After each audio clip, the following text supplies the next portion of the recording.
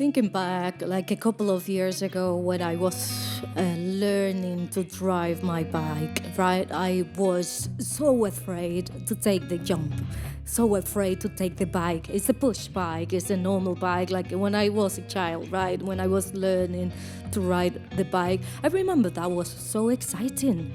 It was a new world, it was a new thing, but I was so scared to fall on my knees and scratch my knees or, cause any harm to myself. I was really, really scared, and at the same time, excited. It was opening new doors. It was like something so cool to do because I was gonna be able to ride my bike. I know, like now this might sound like a bit stupid and a bit like childhood, but that was the feeling, and I'm connected with that child of mine a couple of years ago where I was free.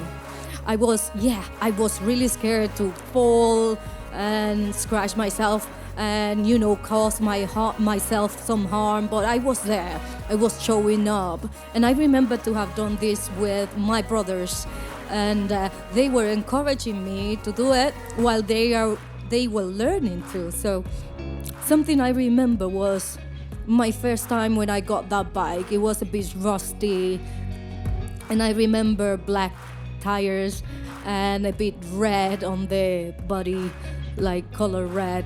And I remember me jumping on the bike. My mind went blind, went blank, black. It's just something I cannot explain, but I got my hands on the handles, my right foot on the pedal, and I said, now is the time. So I pushed myself. It wasn't good at all, because a couple of seconds ago, it was quite quick, I was on the floor. Yeah, I expected it. I knew that was gonna happen, right? I was on the floor, but what can I do now? Well, I am on the floor. I can't go further down now. I have to stand up, go on my bike, like lift it up, sit down again on my bike, and I needed to go again. This is my second chance. Okay, let's just try it. So in this time, I went closer to a wall that was nearby, and I just started again. And here, this time is my second time. I already have the first experience. I don't want this to happen again, but if it happens, I'm gonna be fine, because it's not farther than the floor that I am already stomping on it, all right? So I jump on the bike again, lean on the wall a bit, and then I push the first pedal, and here I go again. 1, 2, 3 on the floor again. It was so funny. It wasn't funny back then, but now I'm thinking it was so funny. Just on the floor again, couple more seconds, but there's a difference between the first trial and the second trial. I tried a bit longer because I was leaning on the wall a little bit, so I was helping myself, right? Nobody else, no adults around there, just me, my brothers, and my bike. So pushing. I start pushing again.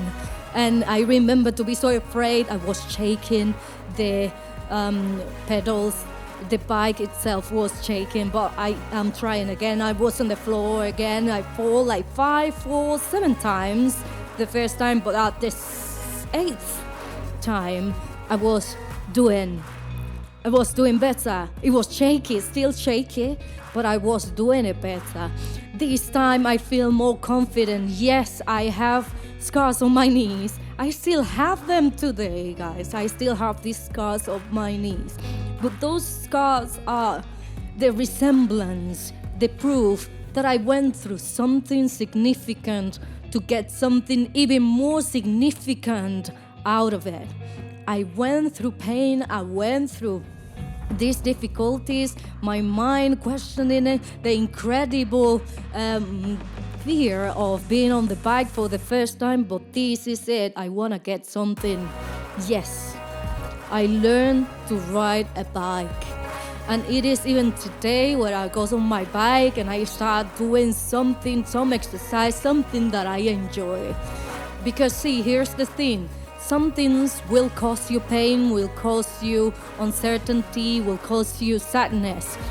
But the result of what you get from it is way much bigger than your sadness, than the sadness that you left behind, than the blood that you drop on the floor. Because I want to encourage you to continue to drive your dreams closer to you, to continue to act on your dreams. Because if your dreams don't scare you, they are not significant enough.